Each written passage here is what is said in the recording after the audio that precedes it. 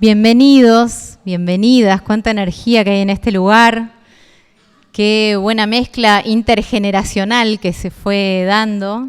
Me crucé ahí con los más peques, pero bueno, también con gente de mi generación y la anterior, reunidos en un lugar muy particular además, más allá del motivo que nos junta hoy acá. Es muy emocionante saber que estamos en el Auditorio Mayor de Radio Nacional, que es la radio pública, que es nuestra radio de bandera, la radio que decide como política de Estado una comunicación verdaderamente federal, creo que es la única, federal y además soberana. Así que con este marco, en este contexto de muchas emociones que se mezclan en estas épocas, además en particular, les invito a que hagamos silencio, a que abramos el corazón y a que veamos y escuchemos lo que tiene para decirnos el doctor Julio César Posse. Yo les agradezco mucho este homenaje porque esto desmiente mucho de lo que se ha dicho de la historia del siglo XX. Un historiador como Hauptmann, que ha estudiado a fondo la historia del siglo XX, ha sostenido que una de las características de este siglo es la destrucción del pasado. Sin embargo, este acto nos indica que el pasado está siempre presente.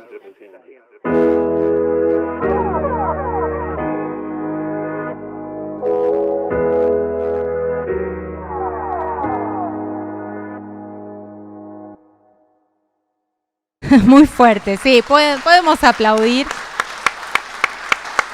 No solo ver esas imágenes, sino sobre todo escuchar lo que decía, y esto de que el pasado está en el presente. Nos deja ahí flotando una frase para que desarrolle un poco más en profundidad el querido Ramiro Posse, que es nieto de Julio César Posse, que es papá de Juanita y Manu, que andaban por ahí, hijo de Carmen, y bueno, y además uno de los compañeros más queridos que tenemos aquí en la radio.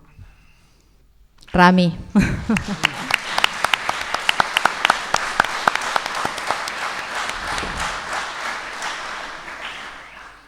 Bueno, muchísimas gracias a todos por venir, Colo, por tus palabras. Voy a empezar agradeciendo, haciendo los agradecimientos para no olvidarme. Bueno, en principio a mi familia, ahí están mis hijos, mis sobrinos, mi mujer que siempre banca, está también mucha gente que vino de La Plata, de Mar del Plata, amigos. Quiero agradecer también a los que trabajaron para que este libro sea posible. Cuando se encara un proyecto así, al final terminan trabajando un montón de personas que ponen un montón de cariño, de afecto, de energía. Bueno, mi vieja laburó mucho también para que esto sea posible, por ejemplo, transcribiendo el original mecanografiado que tenía de mi abuelo esta historia. Colaboró también Perla Medina, Bárbara Gasalla, mucha gente que, bueno, Pinti Lenzi, que revisando algunos datos históricos. Después lo vamos a escuchar, pero Matías Moreno, el gitano para nosotros, el subsecretario de Derechos Humanos, que a partir de el apoyo de él pudimos editar el libro. Esta idea, ahora voy a contar un poquito cómo surgió y después no me voy a extender tanto porque tenemos una pieza audiovisual donde hablo bastante ahí y cuento todo, pero lo que pasó con este libro fue que mi abuelo, bueno, como muchos de ustedes saben, se dedicó a la medicina, tuvo que afrontar a partir de la historia argentina lo duro y lo crudo de vivir la desaparición de sus dos hijos, y a partir de ahí se dedicó muchísimo, bueno, a la militancia en derechos humanos, fundó la Asamblea Permanente por los Derechos Humanos, hizo innumerables gestiones y también investigó muchísimo, y todas esas investigaciones las volcó en un libro anterior que habla sobre la historia de la dictadura militar, y luego en este donde cuenta la historia familiar desde los abuelos de él que vinieron de Italia y que primero llegaron a Buenos Aires, se alojaron en una pensión en Flores, le dijeron ¿por qué no se van a La Plata, que es una ciudad que se acaba de fundar, que hay trabajo? Fueron ahí, trabajaron de albañiles, construyeron el Colegio Nacional, donde después mucha de la gente que está acá fue, y donde también después mi abuelo pudo ir y pudo luego estudiar medicina, así que también ahí hay una metáfora de la Argentina, la movilidad social ascendente, y a partir de toda esta historia familiar se puede atravesar la historia del país, la historia del mundo también, porque hay mucho contexto internacional, lo que iba pasando en cada momento histórico, y también la importancia de mantener viva la memoria y construir un presente a partir un poco de las palabras que decía, el pasado siempre está presente, y poder contar lo que pasó y recuperar lo que pasó, porque bueno, se cumplen 20 años este año de la muerte de mi abuelo, y algo que por ahí podría haber quedado en un original a máquina, a partir de esto, de toda esta movida, pudimos hacer el libro es de distribución gratuita, ahí tienen un banner con el link, con un QR para que ya todos se los descarguen. Estamos imprimiendo más libros, así que después hablamos con todos para acercarles más libros. Y a partir también de los grandes compañeros que tenemos en la radio, surgió la idea, después lo vamos a desarrollar más, de hacer un mini documental. En la tapa del libro ustedes van a ver que hay una cámara, es una cámara 8. Bueno, yo tengo todas esas cintas las digitalizamos, y acá tenemos, yo jodo que es el nuevo Pino Solanas, Cristian Brennan. Hicimos una pieza audiovisual muy linda que ahora la vamos a compartir, pero bueno, también es esta idea de poder documentar lo que pasó y mantener viva la memoria. Y en función de eso, bueno, este es un año donde se presentaron muchos libros, con la organización Hijos de la Plata, donde nos conocimos con el Gitano allá por el 95. Este año se publicó un libro de hijos con relatos de 50 hijos desaparecidos, en los que nosotros también escribimos. Y el prólogo es de un escritor platense, Leopoldo Brizuela, que ya murió, pero que su pareja acercó para la publicación de este libro un prólogo que finalmente terminó siendo el prólogo del libro. Y ahí en ese prólogo él dice: escribir, pensamos, es también un modo de comprender y de proponer para el diálogo con los demás nuestra visión de los hechos. Yo creo que, bueno, me parece que todo este encuentro se trata de eso. Creo que mi abuelo también, a partir de la escritura, fue una manera de entender lo que había pasado y de proponer un diálogo con su visión de los hechos. Entonces, en este libro está reflejada la visión de él, y bueno, nosotros hacemos también una resignificación de eso, a partir de un textito también que escribí yo y que lo vamos a ver ahora en la pieza audiovisual. Así que estamos muy contentos con eso. Y también me parece que este libro lo quiero enmarcar también como un homenaje a los abuelos, ¿no? Mis abuelos en particular, tanto los paternos como los maternos, y todos los abuelos en general, las abuelas de Plaza de Mayo, que les tocó una tarea difícil, bueno, a las abuelas buscar a sus nietos, y a los que tenían los padres o los hijos desaparecidos, poder mantener firme una familia, transmitir alegría, un montón de cosas que yo me di cuenta de grande, ¿no? El esfuerzo que hacían los abuelos para haber atravesado ese dolor, y yo crecí con muchísima alegría por parte de mis 4 abuelos.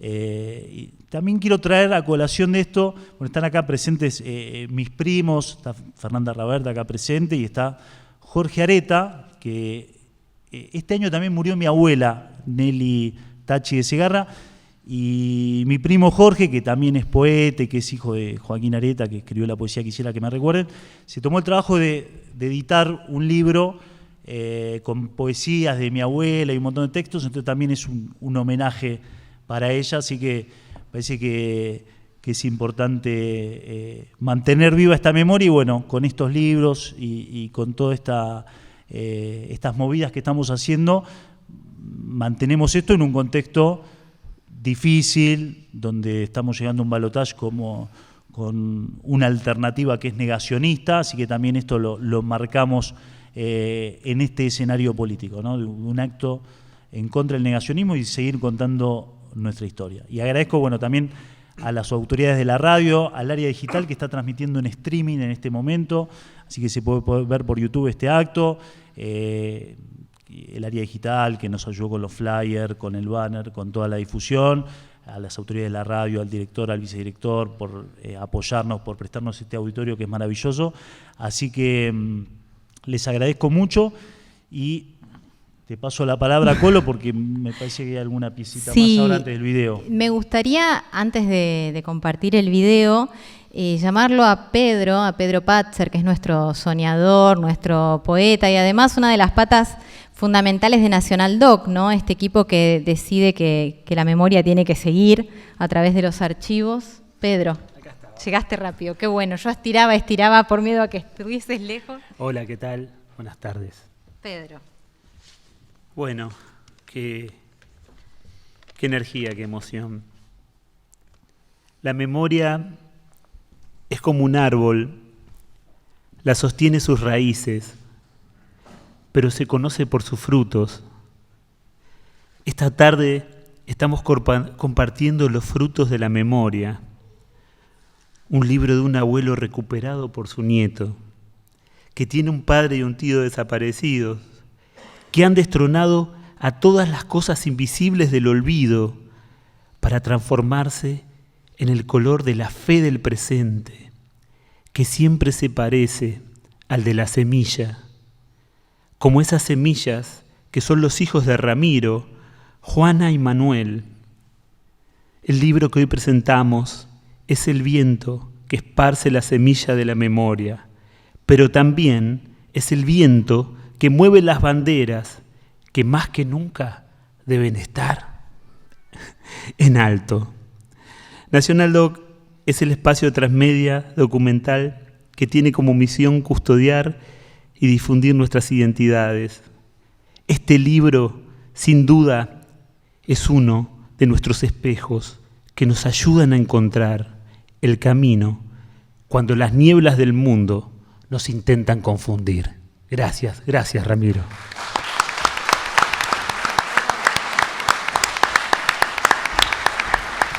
Bueno, y va a seguir en un increyendo esto de lo emotivo y bueno, yo me pongo nerviosa, no por hacer la locución de este momento, sino también porque, bueno, te queremos mucho, Rami, a tu familia, gracias. Y es un marco para nosotros muy particular. Sin más dilaciones, ¿querés presentar vos lo que viene? Bueno, los invito a compartir esta pieza audiovisual, este documental que lo realizó Cristian, pero que bueno, ahora después vamos a hablar un poquito de esto, pero fue producto de un trabajo colectivo a partir de una charla con todos los de Nacional Doc, con Fernando Piana, con Pedro Patzer, con Cristian Brennan, con Fernando Clavero, que fue el que me insistió para que le dé el libro y él se lo llevó a ellos. Así que muy lindo a partir de esta locura creativa esto que sucedió.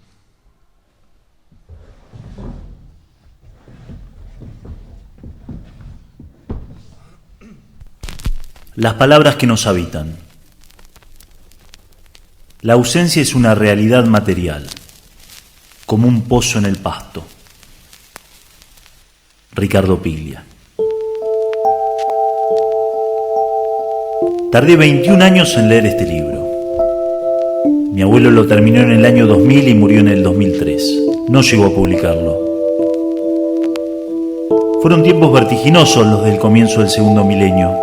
Mientras terminaba la facultad, el país atravesaba una crisis económica feroz que desencadenaría en la rebelión popular de diciembre del 2001.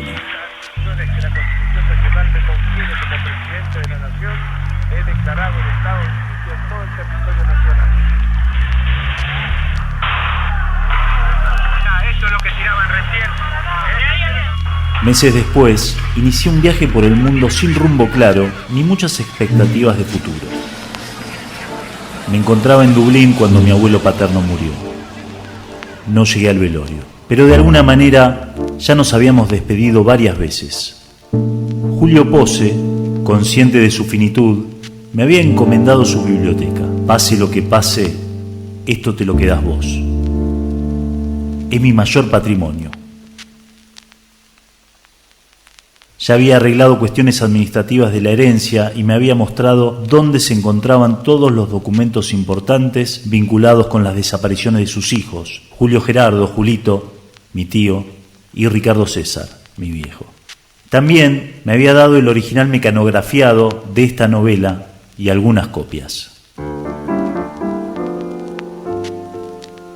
Cuando mi abuelo enviudó, lo seguí visitando con frecuencia en su casa de la calle 17.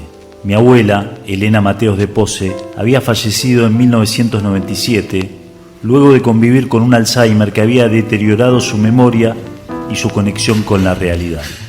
Muchas veces salíamos y almorzábamos juntos en algún lugar paquete de la ciudad. Nos tomábamos un vinito y charlábamos mucho, de nuestras cosas, de la vida, de viajes, del mundo, de política, de sus hijos, Julito y Ricardo. Mi abuelo Julio tenía una idea persistente, y era que viajáramos juntos a China a recorrer la inmensa muralla. Siempre decía que los chinos iban a dominar el mundo del futuro. No pudimos cumplir con ese plan. También solía mencionar que si alguna vez volvía a París, me subiera a un barquito por el Sena y bebiera algo contemplando el paisaje. Me decía, hacelo por mí, porque no sé si voy a volver. Era, como suele decirse, un verdadero bon vivant. Julio fue apasionado de la medicina, profesión a la que dedicó gran parte de su vida. Se especializó en pediatría y llegó a ser jefe del Departamento de Clínica Pediátrica del Hospital de Niños de La Plata. Además, atendió mucho tiempo en su consultorio privado y cuando la gente no tenía dinero, simplemente no les cobraba. Era muy solidario. En la familia circulan varias anécdotas que lo describen, como cuando junto a su hermano Jorge, que era cirujano, atendió en un hospital público a un compañero de militancia de Julito que había sido baleado por los milicos. Lo ingresaron como un paciente en plena dictadura y le salvaron la vida. Era un hombre valiente también. Cuando se jubiló, Julio dedicó mucho tiempo al estudio de la historia, la política y la economía. Además, ejerció el periodismo. Condujo y produjo un programa de radio con su amigo Isidoro Peña, cuyos hijos también están desaparecidos. Y terminó un libro sobre las características sociales y económicas de la última dictadura antes de comprometerse con la escritura de esta obra. Después de la desaparición de mi viejo Ricardo, mi mamá y yo nos exiliamos en Francia. Después, ella conoció a Gabriel, el padre de mi hermana Ana Clara, que nació en 1983. Señores pasajeros, les habla el comandante. Buenos días. Vamos a tomar tierra en el aeropuerto de Ezeiza, Buenos Aires. Ya de regreso a la Argentina, a la democracia y a una ciudad de La Plata llena de ausencias.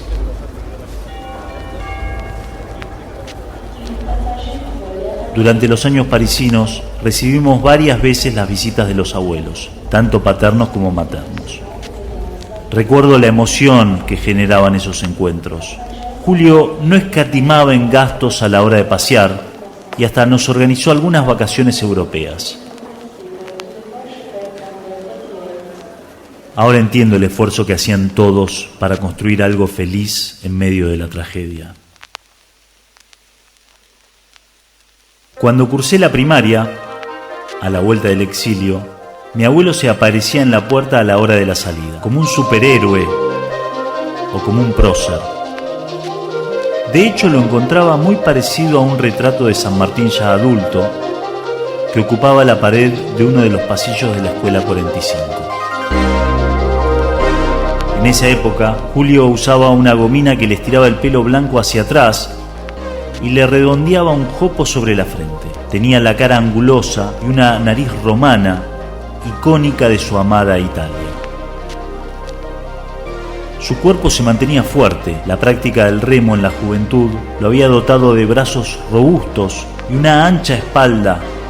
Su rostro emanaba carácter, también amabilidad y simpatía.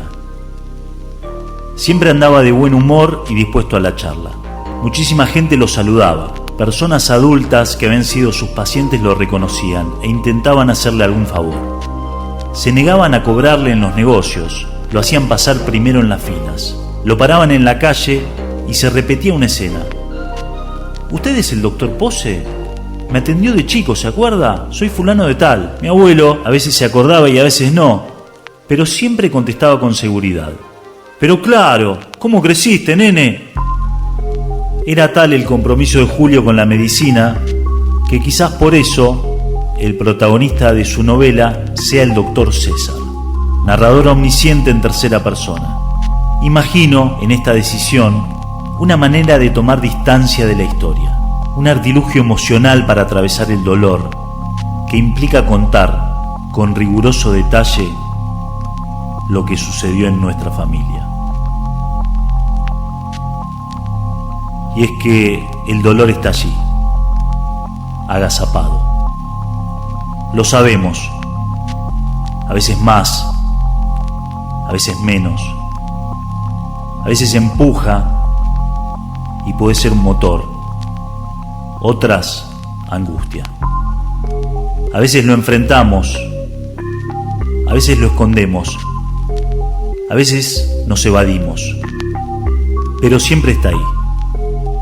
Creo que ese dolor fue lo que postergó mi lectura, porque se trataba de atravesar el cúmulo de ausencias y circunstancias que conforman nuestra historia.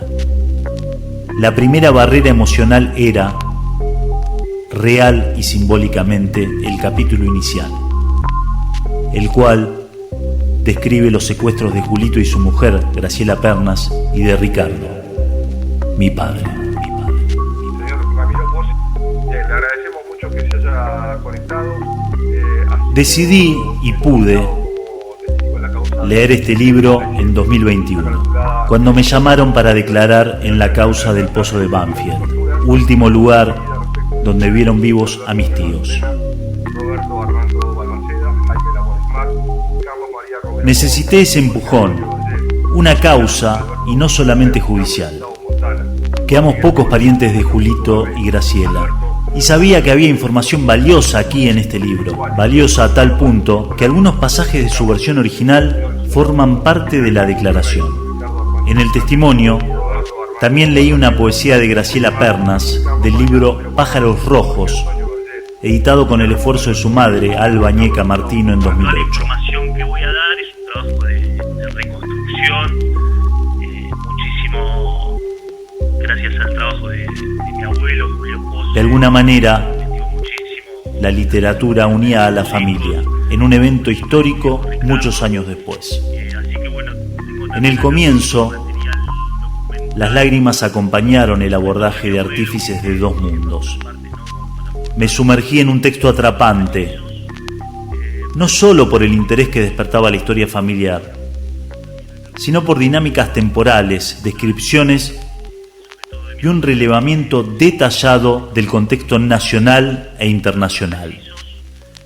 Dialogan generaciones con sus marcos políticos, sociales y hasta interpretativos del mundo. Señor Ramiro Posse, le agradecemos mucho que se haya conectado. Desde la Italia y la España de fines del siglo XIX hasta la Argentina de Videla, la fundación de La Plata y la construcción del Colegio Nacional, espacio compartido por los protagonistas de esta historia. Las guerras mundiales y las distintas circunstancias políticas argentinas, los conservadores, los liberales, el movimiento obrero, el socialismo, el surgimiento de los partidos populares como la UCR y el peronismo, la revolución del Parque el 17 de octubre, las tendencias revolucionarias. A partir de la desaparición de sus hijos, mi abuelo Julio hizo incansables investigaciones y gestiones. Se entrevistó con sobrevivientes y también con funcionarios de la dictadura. Militó en el espacio de derechos humanos. Fundó y presidió varios años la Asamblea Permanente por los Derechos Humanos de La Plata y acompañó a mi abuela Elena, madre de Plaza de Mayo, en cada actividad que lo requiriera como colaborador. Parte de la información recopilada y de las experiencias de esos años aparece en este libro. Tengo también acá mucho material documental, sobre todo de mi abuelo, que iré leyendo algunas partes, ¿no? Como para aportar datos precisos. El doctor Julio Posse no fue peronista ni conservador. Le atraía más el socialismo, el progresismo. Muy crítico de Perón, solía decir, el Banco Central estaba tan lleno de oro que no se podía caminar por sus pasillos. Por eso Perón pudo hacer lo que hizo. Esa perspectiva también forma parte del relato. Y resulta interesante porque reproduce la mirada sobre la militancia de un padre un poco gorila, como tantos padres y madres de aquella juventud maravillosa. A pesar de las diferencias políticas, Julio acompañó a sus hijos sin condiciones. Julito, más de izquierda, militó en la organización comunista Poder Obrero, OCPO. Ricardo, más peronista, lo hizo en la Juventud Universitaria Peronista y en otras organizaciones de base. A ambos los ayudó en todo lo que pudo, tanto humana como materialmente, sobre todo en los años de plomo. También dejar todo para lograr un país más equitativo, con inclusión social, luchando contra la desocupación. Paradójicamente, en el 2003, Julio votó a Néstor Kirchner. Le había echado el ojo mientras era gobernador de Santa Cruz. Este tipo es muy vivo, mirá cómo salvó los ahorros de las provincias en el medio del caos, decía. Le tenía fe. Por esas cosas del destino, murió el 14 de junio del 2003, antes de la reanudación de los juicios por delitos de lesa humanidad. Acontecimiento histórico que lo hubiera hecho feliz. Había participado activamente de los juicios por la verdad, que si bien no tenían carácter punitorio, sirvieron para recopilar mucha de la información que luego usarían los tribunales a partir de la derogación de las leyes de impunidad, obediencia debida y punto final. Por eso, abuelas, madres, hijos detenidos desaparecidos. Casi 20 años después, su libro se utilizó como documento en la causa del Pozo de Banfield. Mariana Buceto también, que va a ser testigo. El día de mi declaración en ese juicio coincidió con el testimonio de una compañera de Hijos La Plata, Mariana Buceto. Allí, ella dijo que la vida de los hijos de desaparecidos es como un rompecabezas. Vamos buscando piezas en distintos lugares, tratando de reconstruir nuestra historia, nuestra identidad. Sin dudas, este libro constituye una clave para interpretar nuestra trama y la de nuestro país. La importancia de este material y de la literatura radica en parte en su poder de trascendencia, de llenar vacíos, de recuperar y mantener la memoria, de articular vínculos. Hay aquí una analogía con La máquina de Macedonio, descrita en La ciudad ausente de Ricardo Piglia. Un dispositivo que narra y que aprende mientras narra.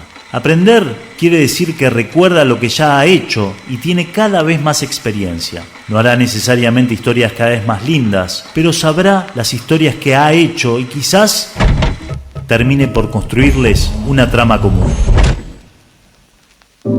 En Artífices de dos mundos habita la idea de la literatura como un espacio para hablar de las cosas pendientes, las cosas que debemos resolver. Esa urgencia movilizó la publicación, la posibilidad de seguir contando mientras existan las palabras.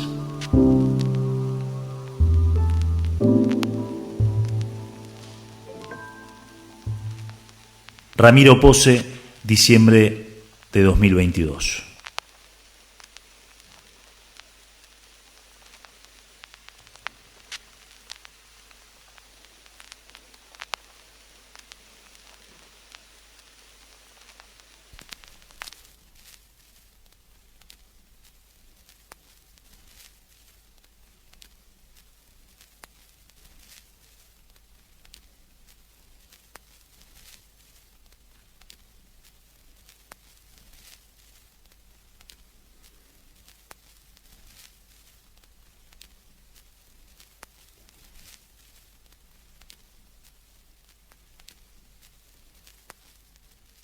Yo les agradezco mucho este homenaje porque esto desmiente mucho de lo que se ha dicho de la historia del siglo XX.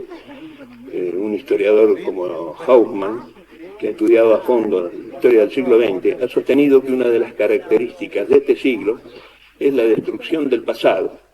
Sin embargo, este acto nos indica que el pasado está siempre presente. Yo les agradezco en nombre de mi hijo desaparecido y de los otros chicos que están desaparecidos también, que han sido compañeros, y a ustedes les ha tocado una época tremenda, ¿no? Ha sido una época que realmente han podido superar, pero en base siempre al estrés, al sufrimiento. Y desde el año 30 hemos tenido seis dictaduras militares que atrasaron el país en muchos años. Pero nunca imaginamos que iba a suceder una dictadura como la que nos tocó vivir con este partido militar que tomó el poder, teniendo a su cabeza Videla, y que terminó destruyendo toda una generación. Pero no solo eso, sino que por cumplir un plan establecido en todo el continente, por los gobiernos de Nixon, de Reagan, es decir, por la teoría de la seguridad nacional y por los conflictos de baja intensidad que ellos crearon en toda Latinoamérica para imponerse o para evitar, ellos luchaban contra el comunismo, lo que fuera, pero impusieron una lucha tendiente a hacer desaparecer a todo aquel que no conciliara con sus ideas. Lo cierto es que no solo esta gente nos ha dejado tantos chicos desaparecidos, y chicos y hombres, mujeres, niños, sino que también nos ha dejado una deuda externa tremenda, nos dejó una guerra de Malvinas, que todavía estamos pagando en este momento las deudas en Inglaterra por la por la guerra de Malvinas, y eso no se dice. Es una deuda que estamos pagando de 18.000 millones solo por haber perdido esa guerra. Lo cierto es que no han hecho más que atrasar el país. Por suerte, ustedes han podido superar, la generación de ustedes han podido superar todo eso, han podido, nosotros hemos luchado mucho dentro de las organizaciones de derechos humanos por imponer, por luchar por la verdad, por la justicia, por la igualdad, por la igualdad de oportunidades para todos y por un país mejor. Esperemos que ustedes, y que sabemos lo que han padecido, lo que han luchado, y la época que les toca vivir, que también es dura, esperemos que ustedes representen realmente el futuro de este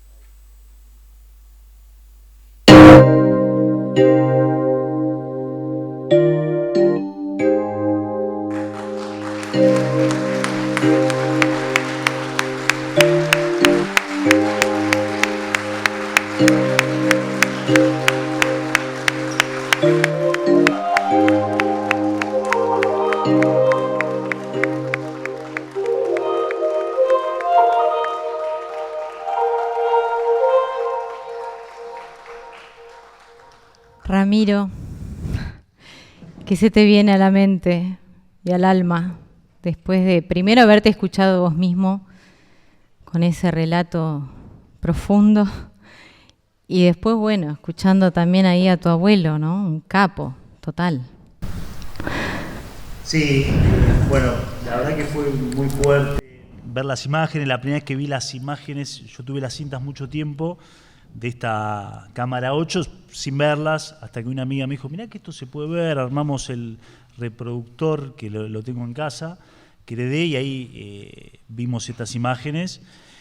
Y ¿cuántos años tenías cuando viste esto por primera vez? Ya estaba viviendo acá en Buenos Aires, hará unos 10, 15 años. Ah. Y después estas últimas imágenes que aparecieron hace 2, 3 semanas, que las alcanzaron a mi vieja, en el contexto también de que se juntaron los 50 años de la promoción, están ahí. Y de paso también, me voy acordando algunos datos, mañana en el Colegio Nacional de La Plata se entregan los legajos de todos los desaparecidos del colegio. Así que bueno, todo esto es como muy circular, muy borgiano, sí, diría Patzer.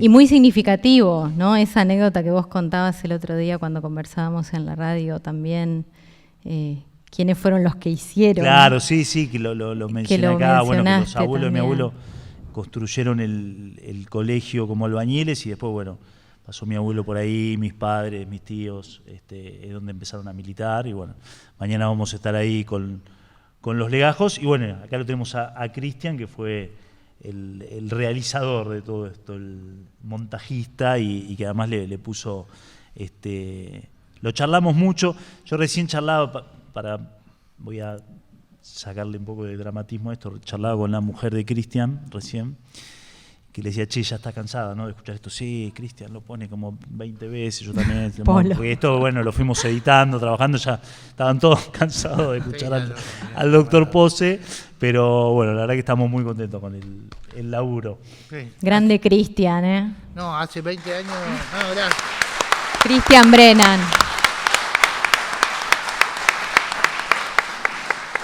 Hace unos días cuando empezamos el trabajo me acordaba que hace 20 años que nos conocemos. Sí, Y que 2003. Entramos a trabajar en la misma radio acá de la Faro. FM en Faro. Y que de a poco uno iba conociendo y empatizando.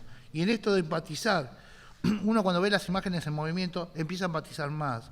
Y tenemos las fotos de nuestros desaparecidos, de los desaparecidos en blanco y negro. Esto de darle movimiento y color empieza a empatizar mucho más. Cosas que la sociedad por ahí empezó a ver repetidamente las fotos que las abuelas y las madres llevan adelante y que mueva la sensibilidad y empatizar la gente a principios de los 83. Esto llevó, me parece que esto lleva mucho más y tenemos que empezar como medios públicos a recuperar esto y por eso hay que defender los medios públicos. Los medios públicos se defienden no cerrándolos, sino se defienden haciendo este tipo de cosas y este tipo de trabajo que lleva a empatizar a la gente y a poder trabajar mucho más. En estos 20 años fuimos conociendo tu historia y fuimos cada uno, además muy corto, porque a veces salíamos de un estudio y hablar un poquitito, cargarnos por el cuadro, se había ganado, ¿qué? Pero conocer de a poco y por ahí de repente sí, tener una salida de una comida o una charla, pero empezar a conocernos entre nosotros para poder defender después esto que es empatizar y empezar a tomar movimiento, color y forma y empezar a mostrar. Esto sería buenísimo que sigamos con otros trabajos también en este estilo. Me parece que eso es el trabajo que nosotros queremos realizar y por eso con Ramiro lo empezamos, aunque fue una mañana muy loca porque dijeron, ¿lo haces vos? Yo dije, no, ¿por qué yo? ¿No? Bueno, Sí. pero quedó. Sí, Quedó. no, y Quedó. estuvo bueno esto de... fue todo muy rápido, ¿no? En un momento Pedro dijo, hagamos algo con esto, dale, lee todo, la misma mañana. El problema es metimos en un Pedro, estudio. lo nombramos como 5 veces. Lo leímos, le digo a Cristian, que tengo imágenes, se las pasé, empezó a editar rapidísimo, después aparecieron las imágenes de mi abuelo con el discurso tan fuerte y tan actual. Yo quiero contar además que a Cristian lo conozco hace 20 años y que el padre de Cristian era el productor de Pino Solanas, así que de algún lado viene, ¿no? Todo esto. No llego a ese nivel. No, pero te criaste en un Soy más ámbito... loco que Pino, pero no llego a ese nivel. Así que bueno. No sé Bueno. si querés agregar algo más de lo que No, fue la realización. Chicos, esto se va a poder ver de todas formas después, ¿no es cierto? Va a haber un resumen de lo que está sucediendo y además la película va a poder encontrarse en la página de National Doc, Chris. En YouTube y en la página va a estar y bueno, en las redes seguramente tendremos también el libro que ya la Secretaría de Derechos Humanos lo tiene ahí y con el código QR me tengo que modernizar mucho con estas Sí, cosas. Me hacen poner en lugares que no me... Tengo 51 años y bueno, van a encontrar en la página también el QR de la página y vamos a estar trabajando. Ojalá se dé mucho más esto de que podamos rescatar imágenes, fotos y poder llevarlas a que la gente empiece a empatizar, que no crea que es una cosa del pasado, está en el presente también esto es el presente, lo traemos y acá vemos a dos chicos que pudieron haber sido presidente de la Nación, pudieron haber sido el secretario general de las Naciones Unidas, y no los tenemos, y eran uno del padre de Ramiro. Digo, para empezar a empatizar, a decir, cuidemos la vida, no son 30.000, son mucho más de 30.000, que niegan un número, empiezan a discutir un número, es mucho más esto, y me parece que esto es el anclaje para empezar a empatizar, que gente que no se da cuenta, que no sé, no entiendo bien de esto de no querer empatizar con algo que es muy para muchas familias. Bueno, acá me acuerdo de ese día Vicky que estábamos hablando y que le mostré, y Vicky me contaba de cuántos familiares tiene desaparecidos. Yo no tengo ninguno, pero para mí son parte de mi familia. Quisiera empatizar con el otro y tal. Yo vengo de una familia de militantes, pero bueno, no tengo ningún pariente que haya pasado. He pasado todas las Navidades con mis parientes, todos los Años Nuevos. Realmente no pasarlo con gente que uno tenía habitualmente, o vos como vos, que no pudiste conocer a tu padre. Muchas gracias, Cristian. Yo sé que Ramiro tenía la hermosa idea de que circule un micrófono por ahí para quienes quieran sumar alguna opinión, alguna sensación, algún sentimiento. Realmente es muy movilizante ver el video, escuchar a los chicos, pero bueno, creo que antes sería bueno presentar al subsecretario de Derechos Humanos de la provincia de Buenos Aires, hincha de Estudiantes, me enteré hace un ratito, así que ya empatizaba con vos, pero ahora mucho más, lo mismo que Ramiro, y creo que muchos de los que están acá presentes, hay varios pinchas, ¿no?, en la hinchada. Matías Moreno, bueno, bienvenido. Hay hinchas de Gimnasia también y los abrazamos. Hay también, bueno, sí. Los abrazamos lo mismo, claro, mi corazoncito está en el pincha, pero bueno, tomá la palabra y contanos un poco tu parte en este proceso también. Bueno, antes que nada, buenas tardes a todos y a todas.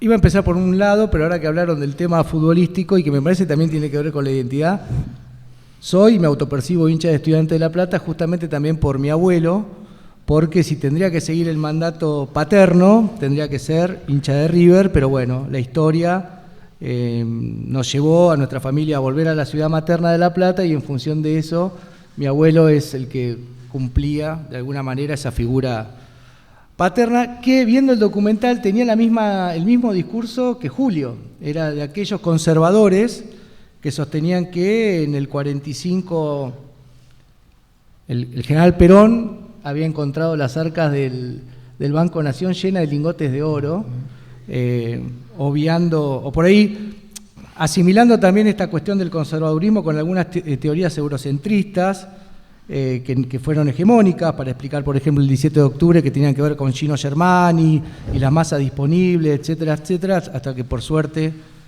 hubo otros pensadores del movimiento nacional y popular, no precisamente peronistas, como Murmi y Portantiero, que trabajaron más sobre la elección racional del sindicalismo en ese momento en función de su adhesión al movimiento nacional justicialista. Pero bueno, lo que nos trae acá no es hablar precisamente de esto, sino participar de este evento. Yo a las primeras personas que le quiero agradecer es a Julio y Elena por su vida, a Julio por el material y sobre todo por esta humanidad que se ve claramente, no solamente en el video, sino bueno, en los diferentes testimonios. Recién venimos de la asunción de la comisión directiva del Sindicato de Trabajadores del Estado de la Provincia de Buenos Aires, un acto multitudinario de trabajadores. Yo dije que venía para acá y mucha gente me consignó que lo conocía, tu abuelo, en tanto, no solamente como fundador de APH La Plata, sino en su trabajo, que diría humanista, ¿no? En esto que tiene que ver justamente con vidas atravesadas por la última dictadura cívico-militar. Bueno, a Ramiro y a Carmen y a quien corresponda también por haber acercado este material a la subsecretaría, que lo consignaba Ramiro en la presentación que hicimos en La Plata, en el auditorio de Bonafini, surgió a través de una charla en la cancha de fútbol, que Ramiro tenía este material. Nosotros, desde la Subsecretaría de Derechos Humanos de la Provincia de Buenos Aires, a partir de diciembre del 2019, creamos una editorial, MEVEJU, Memoria, Verdad y Justicia, con la intención de publicar aquello que no había sido publicado, básicamente porque muchos de sus autores habían sido detenidos, desaparecidos durante la última dictadura cívico-militar. También un trabajo de la editorial fue hacer el libro de la historia de Madres Plaza de Mayo La Plata, contada por Eve Bonafini. Eso era un proyecto que teníamos en carpeta hacía muchos años y lo pudimos hacer junto con Eve, porque aquellos que provenimos del interior sabemos muy bien que por ahí los procesos, en este caso de Memoria, Verdad y Justicia, se dan con otros tiempos. A veces en el interior los silencios se aturden y como la capital federal o Cava concentra la mayor cantidad o la dinámica política, faltaba algo en la historia de las Madres de Plaza de Mayo, que era la historia de Madre de la Plaza de Mayo de la ciudad de La Plata, y lo pudimos hacer con Eve, pudimos reeditar versos aparecidos de muchos poetas que fueron detenidos desaparecidos. En ese sentido, hoy están conmigo Pablo Roesler y Ramón Inama, también compañeros de Hijos, que son la parte fundamental de esta editorial. Y la verdad que cuando a alguien o a uno le toca tener algún tipo de responsabilidad y poder tener las herramientas, creemos que esa herramienta tiene que ser para que los compañeros o compañeras puedan utilizar esas herramientas del Estado, hoy que están tanto en discusión el lugar o el rol del Estado, para que estas historias, que como decía Rami, son fundamentales en función de un trabajo previo que tienen los familiares. Acá quiero hacer un paréntesis porque veo muchos y muchas acá en este auditorio y nunca me canso de reconocérselo. Agradecerle muy especialmente, no solamente por este libro, sino muy especialmente por su vida, a todos los sobrevivientes y sobrevivientes, tanto compañeros como compañeras de la última dictadura cívico-militar, porque sin el aporte de ellos en toda esta historia, y no solamente en los juicios, sino sobre todo en la reconstrucción que tuvimos que hacer aquellos que tenemos a nuestros padres o nuestras madres asesinadas o desaparecidas, hubiera sido imposible.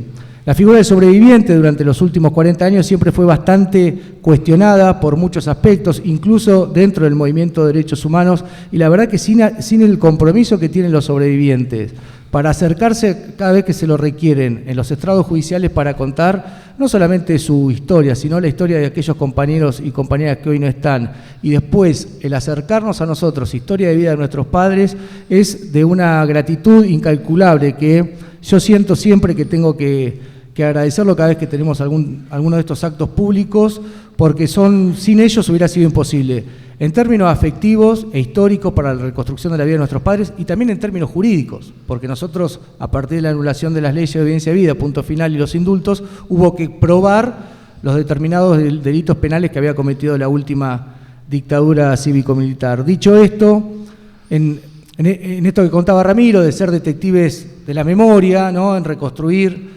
las historias vitales de nuestros familiares o compañeros, es que se enmarca por ahí todo el trabajo en este caso de Julio y Elena, con la particularidad que son sus abuelos, así que bueno, la verdad que fue un orgullo para nosotros haber hecho esta editorial. Además, bueno, con Ramiro nos une mucha historia, nos une una pertenencia, nos une también una amistad, pero que siempre que tenemos la posibilidad de hacer estas presentaciones con un libro producido por la editorial, me parece que se inscribe en el orden de lo reparatorio también, y se inscribe también la obligación que tiene el Estado, que a través de sus políticas públicas pueda reparar lo que el mismo Estado había producido. Son estas políticas públicas lo que nos pone a nosotros hoy, como nación, como país, en un ejemplo internacional de cómo pudimos tramitar nuestro pasado traumático reciente. Las políticas adoptadas, algunas en la década del 80, que lamentablemente el movimiento de derechos humanos se encontró desesperanzado con algunas de otras políticas no tan afortunadas, pero sobre todo las políticas retomadas a partir del año 2004 con la decisión del expresidente Néstor Kirchner de asumir la demanda histórica de los organismos de derechos humanos y la mayoría de la población de nuestro país y transformarla en política de Estado, hoy hace que nuestro país sea un ejemplo a nivel internacional de cómo pudimos tramitar ese pasado traumático. Basta ver la realidad de países vecinos, que uno tiene compañeros o compañeras como Chile, Uruguay, Brasil, mismo España, que no han podido avanzar en lo que tiene que ver con las políticas de memoria, verdad, justicia, garantía de no repetición y reparación. Hoy estamos transitando 40 años de democracia, el periodo más extenso que vivimos como país desde nuestra conformación, o por lo menos los últimos 2 años, los últimos 2 años, bien consignaba Julio. Esa democracia se puede, y es un trabajo de consolidación constante, gracias a Julio, gracias como decía Ramiro, a los organismos, gracias al compromiso de gran parte de la población argentina, que por diferentes motivos muestra cada vez que es requerida su convencimiento de seguir profundizando estas políticas. Yo no quiero extenderme mucho, pero cuando uno recuerda los 4 años del macrismo, vidalismo en nuestra nación, en nuestra provincia, y recuerda quizás el hito más importante, la movilización popular más grande que tuvo en contra de ese gobierno, yo siempre remito a la movilización contra el 2x1. Ante el intento de la coalición gobernante, a través de sus esbirros, como la Corte Suprema, que intentó otorgar algún tipo de beneficio a aquellos que habían sido condenados por delito de lesa humanidad, fue la mayoría de la población que salió a la calle a manifestarse en contra del 2x1. Y cuando digo la mayoría de la población, quiero acentuar firmemente en que, si bien está claro que hubo una decisión política de Néstor y después profundizada por Cristina acerca de la ampliación de las políticas Memoria, Verdad y Justicia, lo cierto también que tengamos 40 años de democracia y que estas políticas sean una realidad efectiva es gracias a la mayoría de la población argentina que pudo salir a manifestarse y que hoy estos 40 años de democracia son también patrimonio de la mayoría de la población argentina. Digo esto porque en el escenario electoral hay algunas voces que parecen novedosas, ¿no? Que aparecen, y en realidad los actores o actrices que enarbolan esa caterva de cuestiones que tienen que ver con poner en cuestionamiento la cantidad de detenidos desaparecidos, con instalar la teoría de los demonios. Macri quiso modificar el 24 de marzo. Digo, ya tienen como 20 años y siempre reaparecen. Lo que yo sí siento es que siempre que el paredón que estamos construyendo como sociedad para que esos discursos no entren o no penetren, si se quieren, en las nuevas generaciones, es cada vez más fuerte. Y en todo caso hay que ver, o habría que analizar ese voto que se dice juvenil ante opciones de ultraderecha, fenómenos que no son en nuestro país, sino que son fenómenos continentales y hasta mundiales de la aparición de las ultraderechas. En todo caso habrá que analizar cuáles son las deudas que tiene la democracia en este presente y no tanto con una asimilación o un acuerdo que tiene este votante acerca de lo que pasó en el pasado en nuestro país. Lo cierto es que estamos a pocos días de atravesar una nueva asamblea popular, que es la votación, en donde creo que nunca estuvo tan claro cuáles son las opciones. Y solamente decir que nosotros del año 2003 al 2015 nos sentíamos reparados, nos sentíamos contentos, nos sentíamos,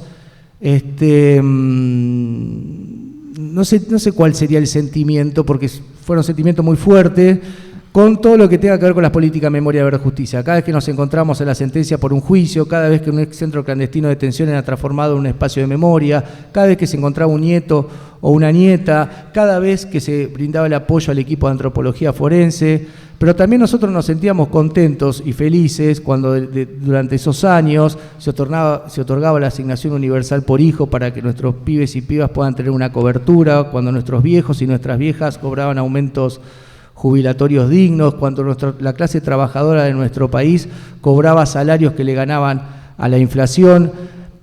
Nosotros no somos un país como, no quiero ser despectivo, ¿no?, como Haití o El Salvador, que su población solamente puede apelar a la fe y a la esperanza por un futuro mejor, porque no tiene una historia atrás de soberanía, independencia, de lucha y de dignidad. Nosotros como país sí tenemos una historia de lucha, de dignidad, una experiencias políticas, experiencias históricas, y me parece que el mejor homenaje que le podemos hacer a Julio, a Elena, a nuestros viejos, a los 30.000 que hoy no están pero que siguen insoportablemente vivos, es seguir trabajando para que dentro de poco tiempo nuestra población pueda elegir el camino del trabajo, la producción, la soberanía, en lugar de sectores políticos que el único proyecto político que tienen es la eliminación del otro o la otra.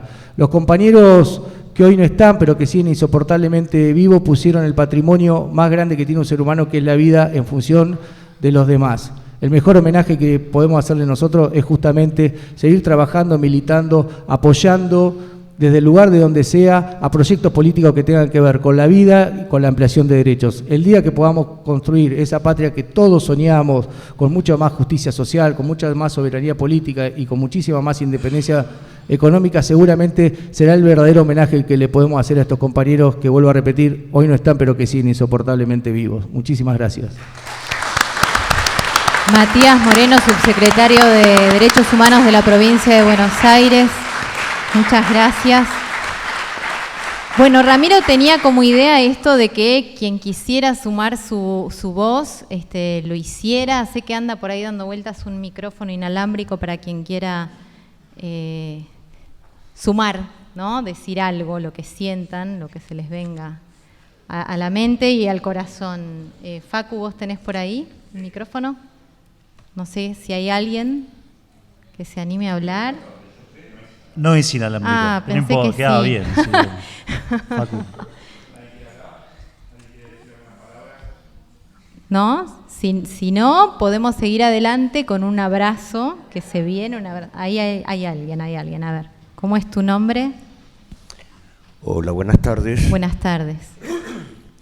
Me llamo Roberto Bugallo y tuve el gusto de compartir con Julio los primeros años de la APDH de La Plata. Al poco tiempo de haberse fundado la APDH, con el esfuerzo desgraciado de muchos que habían tenido la desgracia de perder sus familiares, se reunieron en La Plata y rápidamente constituyeron un grupo que fue organizándose con la defensa de determinado tipo de derechos. Pero es claro, nadie sabía qué hacer. Era un lugar de resistencia donde estábamos un poco paralizados. La dictadura tenía los últimos coletazos, pero todavía se sonaba fuerte. Pensamos en las vías legales y así de a poco se fueron iniciando algunos procesos. Julio y Doro Peña fueron extraordinariamente corajudos. Si yo tengo la imagen del valor que tenía Julio, de la valentía, del coraje con que enfrentó a veces los planteos de los jueces. Muchas veces se nos planteaba en los juzgados, ¿para qué voy a abrir un expediente si esto ya prescribió? Y nosotros le decíamos que era por el derecho a la verdad. Algunos jueces nos contestaron, ¿dónde está el derecho a la verdad? Búsquemelo en el Código Penal o en el Código Procesal. Si usted lo encuentra, o si ustedes lo encuentran, yo voy a abrir. Sin embargo, de a poco se fue abriendo ese camino. Y quizás llegamos después a un proceso que se tramitó en la Cámara Federal, ese juicio por la verdad que nos sirvió de base para que muchos de los familiares pudieran tener la voz que no habían tenido durante décadas. La Asamblea, y me tengo que referir porque ese fue el ámbito en el que conocí a Julio, era un lugar donde nos reuníamos casi hermanados por una amistad, aún con la diferencia de edad. Yo era muy joven. Julio, Doro, habían conseguido reunir a un grupo de gente de lo más heterogénea. Recuerdo una anécdota. Me presentaron a un viejo pedagogo, José María Lunasi, ciego y anarquista, que venía del brazo de otro viejo, Cipriano Reyes. Ahí los conocí a los dos en la asamblea. A veces era una cosa desopilante, porque llegaron a contar en algún momento cómo Cipriano Reyes, laborista, había rodeado una casa donde estaba Lunasi, anarquista, y se tiroteaban. Y lo contaban como una anécdota de lo más divertida. Esas cosas se fueron perdiendo porque lamentablemente muchos de nuestros compañeros fueron desapareciendo. Pero fue el rescate también de una historia donde la asamblea se fue fundando y creando y recreándose constantemente. En este video donde aparece Julio, también yo recuerdo las palabras de todos los otros. Y por eso agradezco infinitamente este tipo de recuerdo.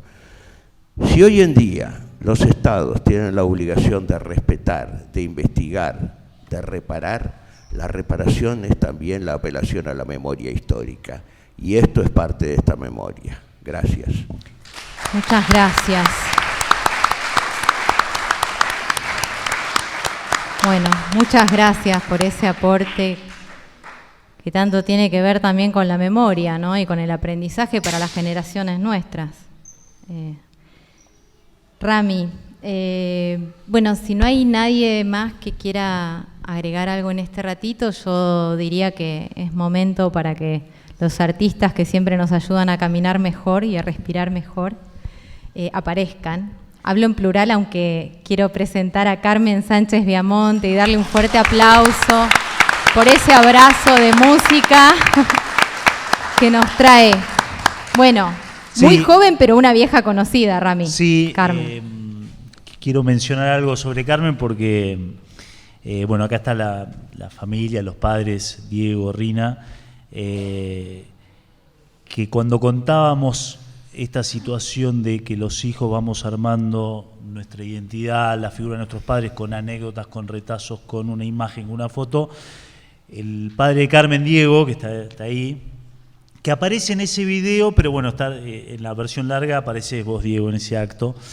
Fue compañero de mi viejo de la primaria y la secundaria, y bueno, es una de las personas que me ayudó a construir la identidad de mi viejo, de conocerlo más, de conocer anécdotas de la juventud, de la política, del fútbol, del rugby, de la amistad, de las peleas. Así que para mí, bueno, es muy importante esto. Y en la presentación que hicimos en La Plata, le invitamos a la madre de Diego, a la abuela de Carmen, Ereña Sánchez Viamonte, que es la madre que nos queda en La Plata, la madre de Plaza de Mayo. Y bueno, y ahora la invitamos a la nieta Carmen, que es una gran cantante, autora, que aprovechen para conocerla ahora porque después se va para arriba. Así que es un orgullo que esté con nosotros, Carmen. Muchísimas gracias.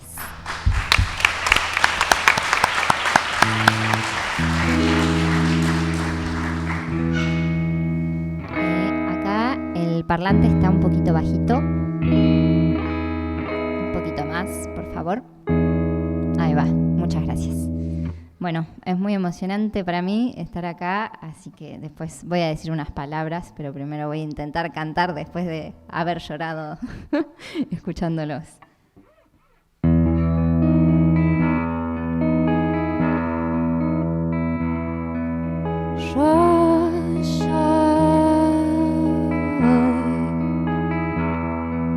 Yo soy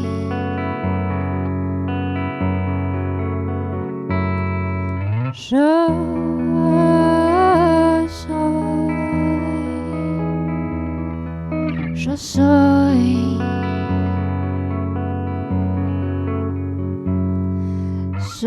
agua, tierra, playa, casa, planta. Soy mar Atlántico, viento de América. Soy un montón de cosas santas, mezclada con cosas humanas. ¿Cómo te explico? Cosas mundanas. Fui niña con una teta, techo, manta. Más miedo, cuco, grito, llanto, raza. Después cambiaron las palabras o se escapaban las miradas. Algo pasó, no entendí nada. Vamos, contame, decime todo lo que a vos te está pasando ahora. Porque si no, cuando está tu alma sola, llora. Hay que sacarlo todo afuera como la primavera. Nadie quiere que adentro algo se muera. Hablar mirándose a los ojos, sacar lo que se puede afuera, para que adentro nazcan cosas nuevas, nuevas, nuevas, nuevas. Soy pan, soy paz, soy más, soy la que está por acá. No pido más de lo que quieras dar.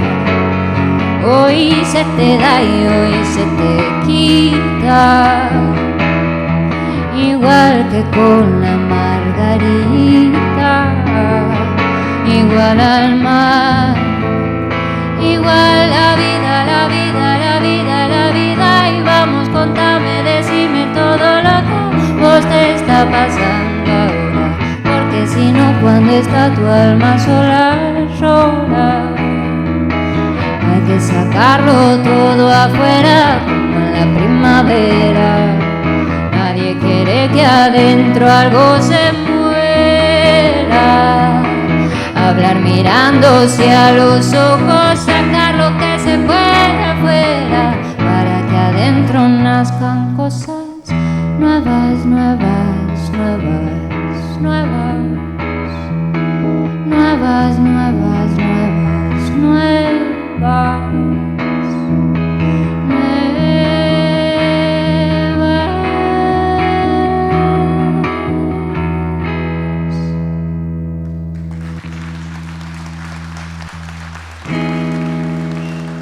Gracias. Nuevas de verdad, ¿no? Te pido un poco más de guitarra en el retorno, por lo menos, que está muy bajita acá. Gracias. Ahí está. Bueno, voy a tocar muy brevemente 2 canciones más, pero me parece que es importante hablar más en el momento que estamos viviendo, ¿no? En la coyuntura electoral. Voy a cantar una canción mía que habla un poco de eso. Lo que me parece importante destacar en estos momentos es esto que decía el gitano, de que somos un país con una historia de resistencia antiquísima, que no solo tiene 40 años, es un país que se creó en base a la resistencia, que se creó en base a un genocidio aún más antiguo, y lo seguiremos defendiendo las veces que haga falta.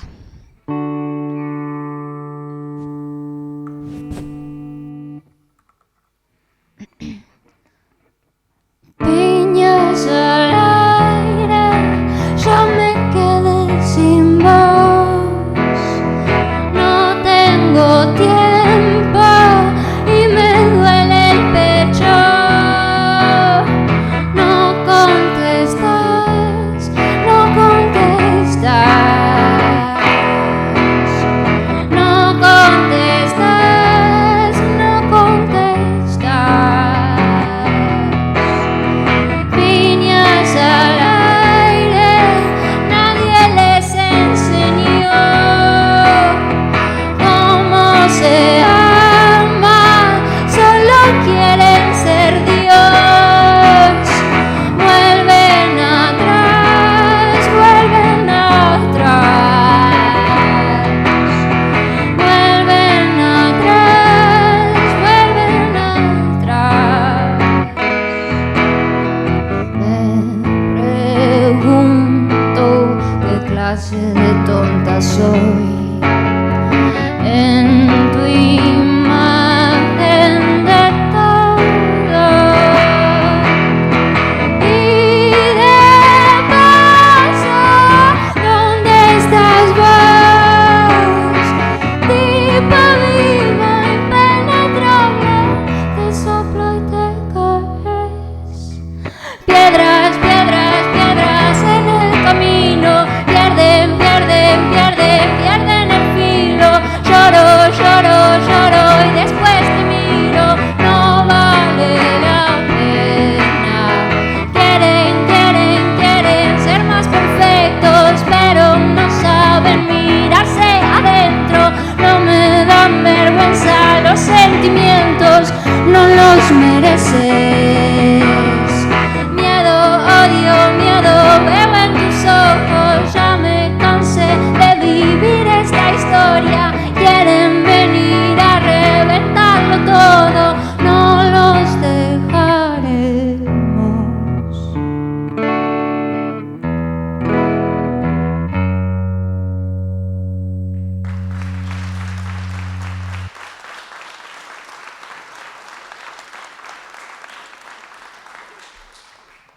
Muchas gracias.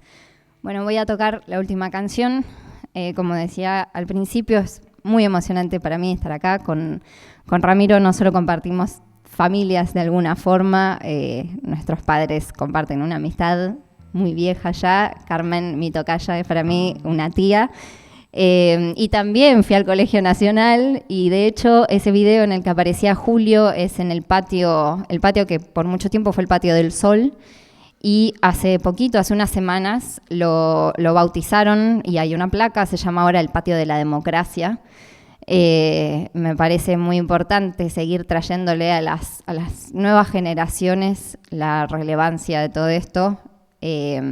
Como decía Cristian también hace un rato, esto de darle color y movimiento a los desaparecidos y las desaparecidas es fundamental, porque es su espíritu y su lucha y su vida lo que nos convoca en estas situaciones y lo que muchas veces sirve como motor para seguir luchando. Recordarlos no solo como militantes, sino también como las personas que fueron. Y también esta cosa que hay ahora, que hay mucha violencia dando vueltas. El otro día leía en internet una persona que decía: quisiera meter a todos los progresistas en un edificio y reventarlo. Y me pareció, bueno, de una crueldad inmensa, por supuesto, pero además de una ingenuidad absoluta, porque como si eso fuese una forma de matar las ideas, ¿no? Acá estamos 40 años después. Y las ideas y el amor, sobre todo, no desaparecen. Así que sigan intentando, bueno, no, que no intenten más, pero no van a poder. Esta canción se llama Esto es un tesoro, y el tesoro es ese precisamente. Esto es un tesoro, o estoy soñando. No encuentro los modos, qué día raro, todos pegados, todos gritando, muévanse, muévanse, muévanse, no ven que duele. Esto es un tesoro, hoy son tus manos, cuarto de ventanas, nos despertamos, y hay como un halo de luz en el aire, y me pregunto esa parte, hice esta canción antes de verte, ahora todo es claro. A pesar del caos, amor, no muerte, estoy a salvo. Quiero una canción de la suerte para encontrarnos. Quiero una canción de hoy que me haga acordar quién soy. Esto es el futuro o es el pasado, campo de viveros y el camino de grano, noche sin luz.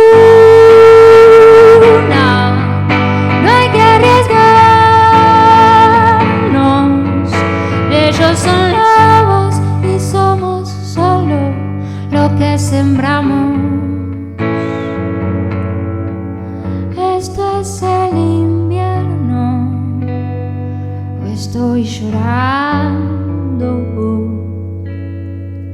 Crujen las maderas, se vuelven barcos. Cuando dijiste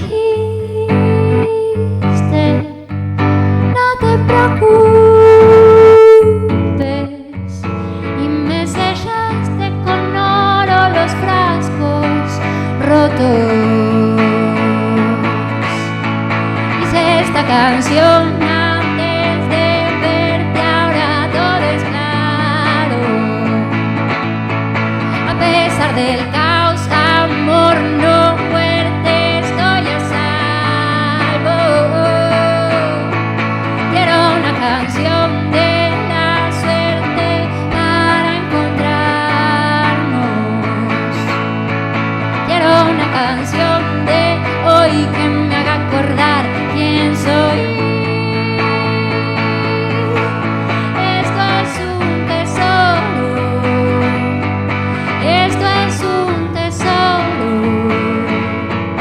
Esto es un tesoro. Esto es un tesoro. Esto es un tesoro. Esto es un tesoro. Esto es un tesoro. Esto es un tesoro.